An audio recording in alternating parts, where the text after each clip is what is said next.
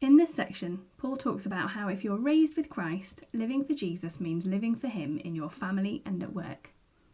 Paul says that husbands and wives have different but completely equal jobs in the family. Wives are to submit to their husbands.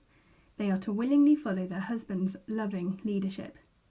This does not mean being a pushover or that they're less important.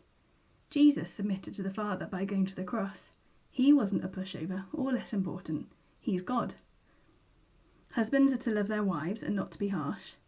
This may seem obvious and not a big deal, but in 1st century Colossae, it wasn't what necessarily happened. This was revolutionary.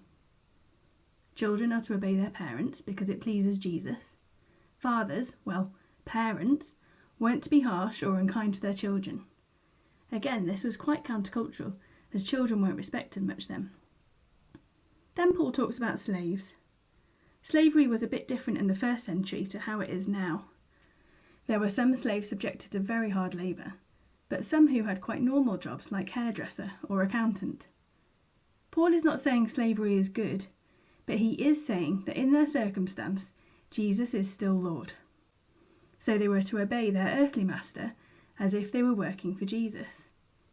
They weren't to work hard only so that their boss would like them better, or only when their boss was watching them. They were to work hard at everything because, having been raised with Christ, they knew they were guaranteed to receive a reward in heaven better than anything they could have on earth. When they work, they are working for Jesus.